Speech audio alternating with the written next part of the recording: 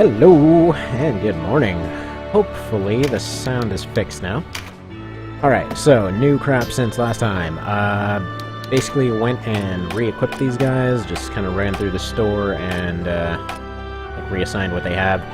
Gave Felix his magma orb. So yeah, everyone's just a little bit better.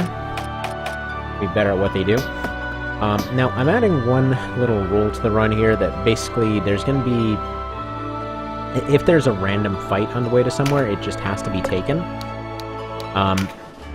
But other than that, it's just basically a thing of, like, going with that same no retreats rule. You know, if you're attacked on the road, you can't just say, nah, I don't wanna. Alright, so we've got Shadow Donnalto here. Which is kind of cool. It works out, because they're supposed to be hiding in that little house, so maybe he's just trying to cast it out the window, you know?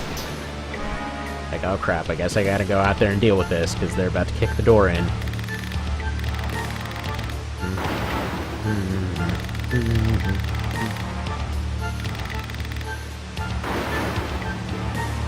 This guy, I mean, he's talking to Lenar and everything else. This seemed just a little bit confusing to me, because... Okay. With the people that are in there, they should really be able to at least put up a better fight here. Like, granted, the rest of their group is pretty much gone, made into zombies and all that. But yeah, so, like, Ogre's group there was keeping them pinned to this side, these guys were attacking them from this side, so they were overwhelmed and everything. They've got Sarah, Voltaire, and Lenar. With Donnalto there, too. They really should have, you know, been able to at least put up something of a fight against these guys. So, another thing, this was around last run too. This is Donnalto's new look. He looks way better now. Basically, looks like a proper, befuddled old man, you know? He looks like he's seen some crap. Base game Donnalto, while he, it wasn't a bad look, it's just, I don't know, it always felt odd looking at him, because they're like, this guy looks like some crazy preacher guy that's showing up with, like, a machine gun or something. This feels out of place, and, I don't know, personal opinion, that it just always kind of felt that way to me. Like, there's something not right about his base game portrait. But I don't know. Either way, he's actually not surviving this fight. I'm gonna be going ahead and letting him die here, just because I want to get Felicia instead. But basically, one way or another, you're walking away from this fight with a free healer. But yeah, no, basically if he dies, you get Felicia. If not, you don't. If you actually come back later, for some reason Felicia's got better, like, late game equipment, for whatever reason. But that's neither here nor there. Do you have any buff items? Because I'm going to need to do a little bit of that. Going to be using a lot more buff items this time around because, well, in general, there's a much bigger need for them. Not necessarily a need, but there's a much bigger benefit from them. Alright, also we're going to go ahead and drop a Fortify on Old Man Squishiness over here. I should not have moved him up to this spot, but hopefully he'll get a chance to move before it's too late. We'll see, we'll see. Unfortunately, there is no Canopus to help us out this time. So while we do have a full party, there's limitations. Also, since he starts out with Word of Pain instead of the Paralytic Wave, there's not a whole lot I can do with him right now. So as a result, you are going to go back and start charging up their healer. And yeah, with the card effects removed, interesting thing. So as far as MP balance goes, so base game, the system was more or less, you collect MP cards from mages and whatever else. You give them field alchemy, you give them their most expensive drug that they can use, and they will go ahead and cap out their bar, and that was the whole reason for raising it. So with this one, because there's, as far as MP items, there's basically two, as far as there's three, as far as I'm aware. So your first ones are your magic leaves, which you can basically get everywhere. Your second ones are your glass pumpkins, which you get from either selling... Where the hell are they? Not ogres, cyclopes. You go and you sell cyclopes, you basically get glass pumpkins in the store. Or if you go and you get heaven forks. Actually, no, wait, those are a full health heal. They're not a mana heal. But yeah, no, then there's just two. So there's just two magic healing items now. And so, you know, in general, there's really no need for that MP pool to go up. Max MP isn't really much of a thing, except for Resurrection. Which is kind of an odd way to put it, but that's pretty much exactly what it is. Resurrection, as far as I'm aware, even in the base game, was really the only one that really mattered as far as never, you know, not actually being able to have enough MP to use it, which is a limitation that you saw a lot in like FFT and the original Tactics Ogre and KOL and stuff like that. It's kind of an odd choice because it was a good limitation. I kind of wish that, I mean, in many ways now it functions the same way.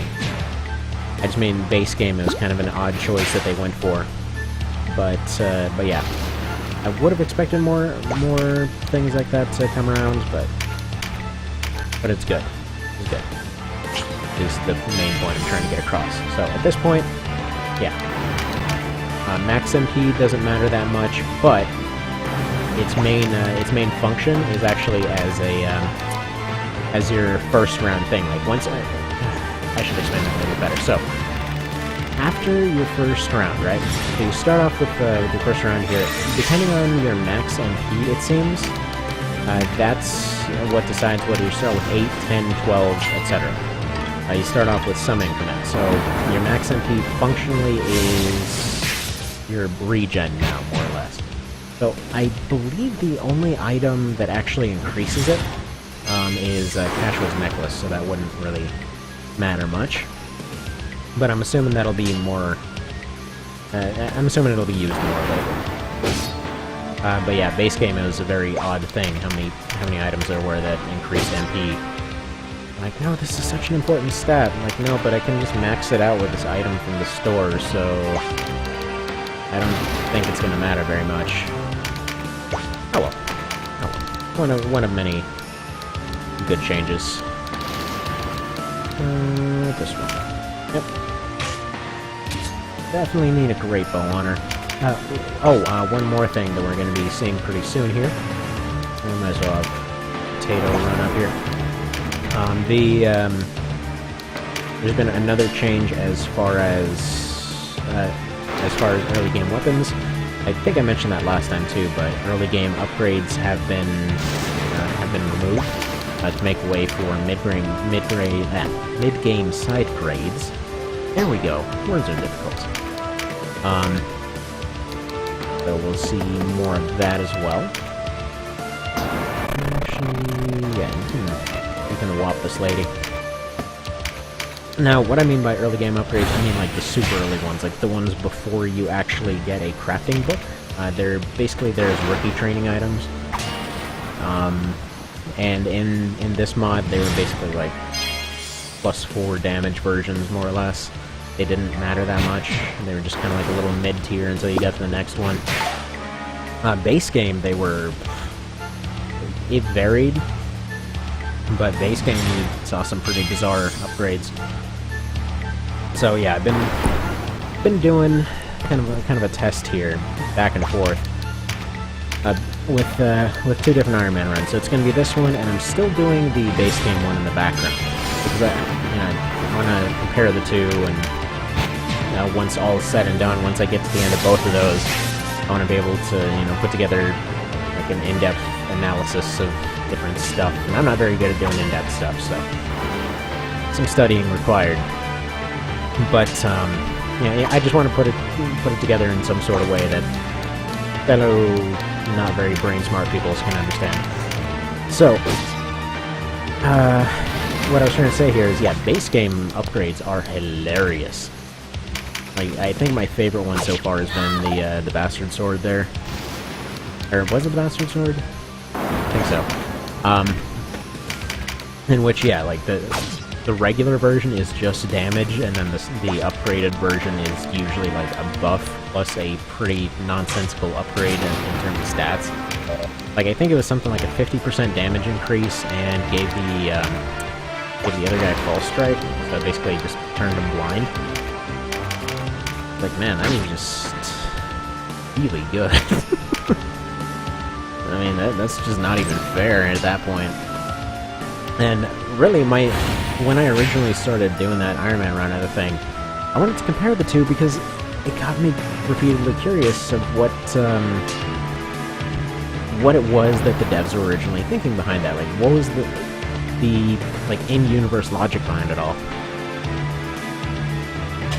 And I guess it's really just cost. Because if you're doing a run like that, and bear in mind, I've done Ironman runs before, but I always just got annoyed at the crafting system and either left it alone, omitted it from the run, or, you know, just said, screw it, we're gonna save scum this thing.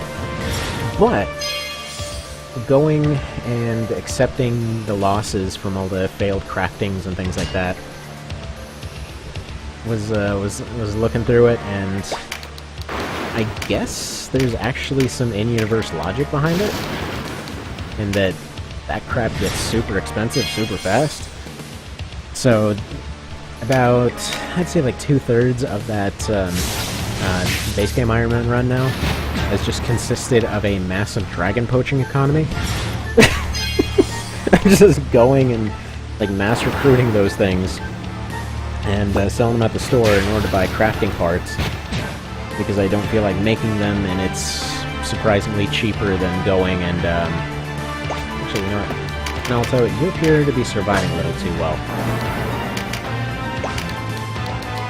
Might have to break off from the fight here to kill off Donnalto. Yeah, let's do that. But yeah, so just turned into this massive dragon poaching economy. And yeah, as messed up as that sounds, it was just the most efficient way to go about all the different crafting stuff, which I guess was supposed to be the accidental logic of recruiting denim. Now, that was one answer to a question that I've been wondering for a very long time of, you know, honestly, how and why. And it turns out, yeah, they expected that kind of run, I guess. Everyone just go ahead and block. I know I'm not doing terribly efficient moves here, but she's got like 2 archers left, so this fight's won already.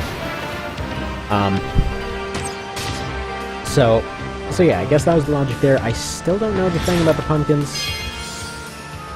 Still kind of looking at that one. So if I figure out the logic behind that, I'll let you know. But that was one of the big questions I had for that game. And yeah, so as far as, you know, dragon poaching economies and everything else, it is much less extreme with the mod. Like, I think I needed like more or less 5 to 10 dragons per round, for lack of a better term, in terms of like every time that upgrades would come around. You know, just go and get a bunch of them and sell them, buy the parts, go and craft stuff, and then depending on how many failures there were, go back and get more. Like for this, like the very last one there, I just went and got maybe 10 of them, because it got to the like 4th chapter upgrades. It was almost at the end of the store, and that stuff was taking a lot of resources. But yeah, so tagline for One Vision, you know, less poaching, more fighting. There you go. Put that on the label. Oh, he's not showing up. It's almost like he's a complete dick to everyone that follows him. It's almost like he should probably have a reputation for that or something. But, oh well. It's a little bit funny. So, okay, so Nibbit, right? This guy seems to abandon basically everyone that follows him, like, all the friggin' time. How does he not have a reputation for doing that at this point? Oh, I don't know, though. Okay, maybe not yet. Oh, look at this accidental surround. Sure. And although you do not want to stick around and see the kind of crappy stuff he does. Well, you know, I guess he's more... Honestly, he's not exactly... what would even the term even be? He's more patriotic than evil and neutral. Like in some of the... Okay, there we go. Fight's definitely won now. Like in some of the other routes, he just, you know, turns straight up evil, but when it comes to neutral, yeah, like he's actually fairly neutral himself. Like he starts off doing all kinds of crazy war crime stuff and whatever else, and then, you know, his whole talk of, you know, everything is just for the sake of ending a war does actually get backed up pretty solidly. Like from that point on, he just continues on pretty much doing only stuff that benefits the Wallaster and all that, until Kashua shanks him. Yeah. She is... It feels like, in general, everybody has been through more crap in neutral. Like, everyone has seen more horrible stuff happen, everyone has done more horrible stuff. It feels more realistic, I guess. Because when it comes to all the different atrocities and everything else, like, okay, you go through law, for example. Like, okay, everyone else is the good guy, you're the bad guy that's reforming. You go through chaos, and it's like, you're the good guy, everybody else is just the bad guy, more or less, you know, they've done more bad stuff, they've gone and done more horrible things. No, let's trim their stabs a little bit. Cudgels. But then, yeah, neutral, it's more just everybody's doing all the horrible things all the time. Yeah, it feels more appropriate. I think that's why I like it so much. Especially lately. Like, it was the first route that I actually went through when I originally started this. You know, back in like 2010 or whenever this came out. Yeah, boys, get out of here.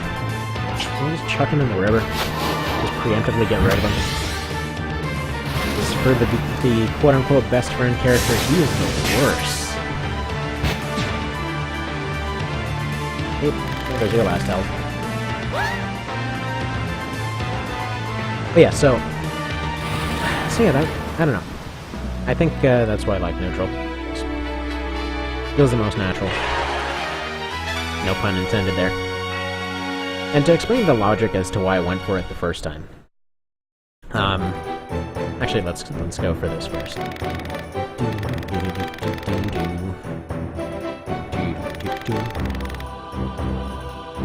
Yeah, he, nope. Yeah, it was totally because we arrived too late, I swear. I mean, he's reasonable in this run. It won't be later.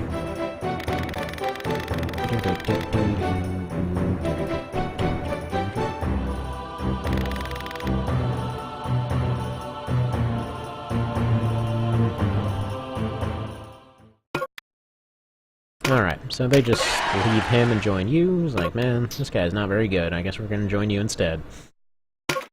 Voltaire, doing this awesome night thing, and Felicia. Which, by the way, to the guy that was asking, how did you recruit Klaire? I didn't. That is Felicia. So that is how you get her. And that is the main reason I did it. So alright, we're up to 2 healers now, and let's go ahead and sort this mess out. So first off, you go up here, you go over here. This is just how I like to have my stuff sorted out. Basically, I do, like, melee peoples. We can do the healers over here. So we start off with melee peoples, then we start off with casters, and, well, we start off with hybrids, then we move on to casters, and then we move on to ranged units, then healers. I like to keep them in progression of complicatedness, more or less. Alright, there we go, we'll just do that. Now, let's go ahead and buy a bow.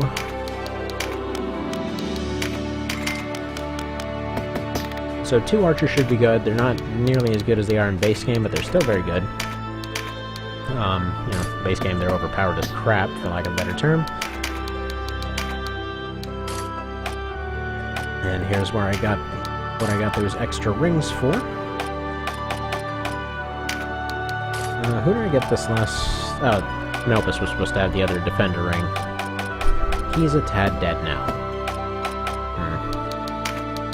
Alright.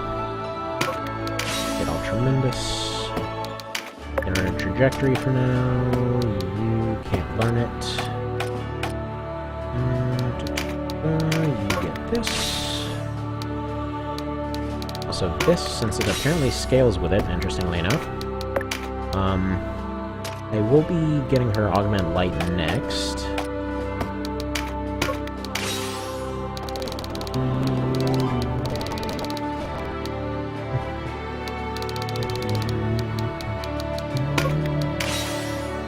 Probably doesn't make sense to waste her stuff on this yet. I still... You know what? In all this time, there's a question I ask myself every single run, and I still have not figured it out, in terms of whether or not Kashua's skills actually carry over to her new version. Like, whether her old skills carry over, and whether her points carry over, because I don't think the points carry over, I think the skills might. Alright, Wolfston... What do I do with you? It's just Rampart.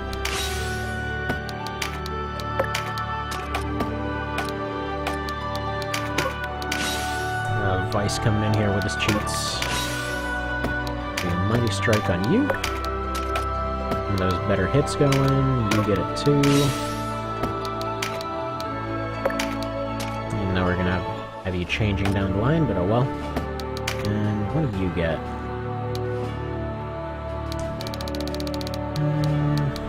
Encounter. I want to keep stuff pretty general on him until I get Beastmasters. Did I hire those yet? I think those are the next store upgrade. Alright, so I don't think Quadriga is doable yet. I'm gonna go back, trigger the cutscene, probably do... Oh, wait, crap. Sorry. Sorry. I was not doing that anymore. Tidings. Yes. There we go. And... there. Watch it again. Sorry. I'm just so used to skipping this cutscene.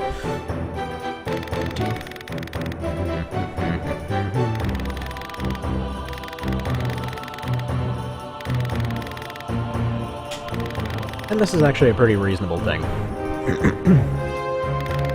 Because, yeah, they're... Even though they're the main bad guys, they are the main... you know, issue, marching, and whatever else. So, once they inevitably break the thing, the main goal is to take over the southern end before marching north, which ends up happening one way or another. And, of course, they're all doing the whole thing, no, this is traitoriness, and like, no, we're betraying those guys, though.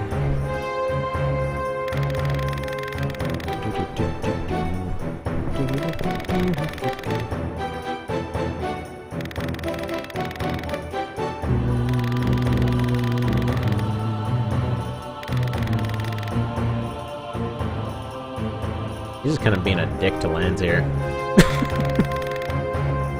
My god, dang, we don't like all the foreigners, but why doesn't everybody join us?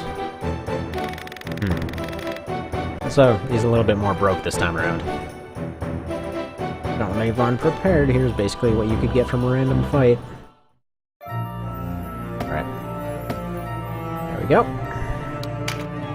Now, might as well go ahead and look at these real quick. So, going at the very start here, since we're still at the very beginning. So yeah, they have the anniversary celebrations, which is the thing that they were originally planning to attack there. And, well, 5 people died trying to attack it. And basically accomplished nothing. And, yeah, then they kind of went crazy and attacked the crowd too. And they don't know who exactly did it, so 5 dead, 21 injured. That is ridiculous. And then they're wondering what the deal is with the White Knights. They sort of show up, and then that happens. that happens. Right. Then these guys decide, hey, it's time for purges.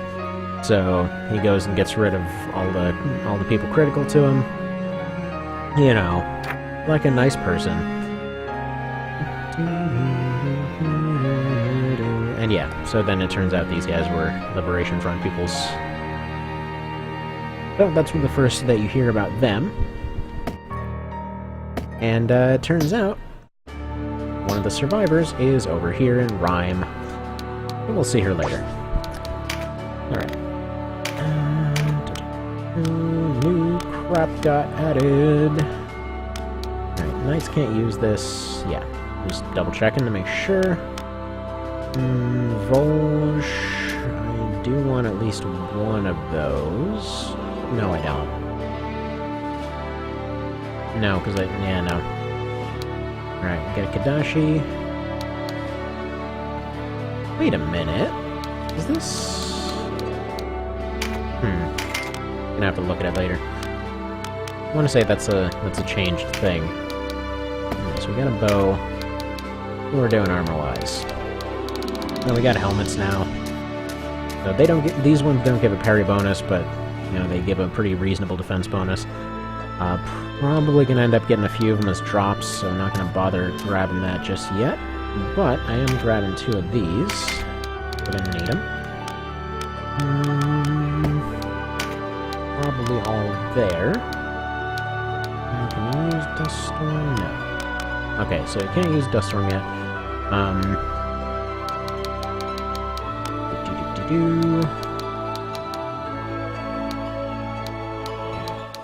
We're gonna need a little bit to upgrade Warren here.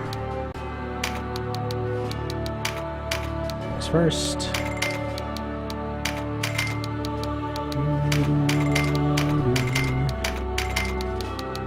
Rid of those. Now, when I say the Kadashi thing looks new, I mean it's a recolor. Kind of makes me wonder if some of those early upgrades got shuffled into something else, or if I'm completely overthinking this. Because I have not actually upgraded, well, that upgrade hasn't even come out yet, so that would have made it a little bit difficult, huh? Okay, so, going over here, use this, use this. Alright.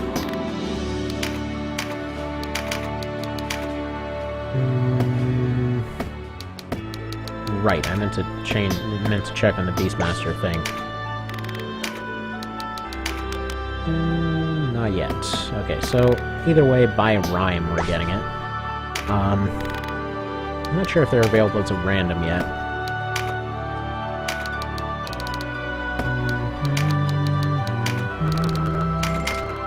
Alright. Now moving on.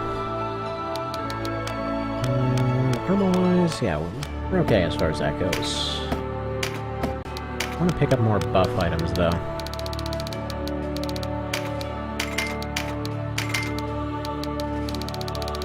So one nice thing, it's a lot easier to recruit Sistina this time around. Okay, it's easier for the first part, harder for the second part.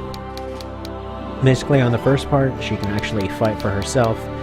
And second part, well... It's not her fight so much as the fact that, what's-his-face? As Bayan doesn't have a tendency to like surviving very much. So, I mean, there's that. He just has a tendency to run into problems quite a bit. Anyway, so, we're nearing the 30-minute mark, so I'm going to go ahead and leave it here for this part, and see you in the next one.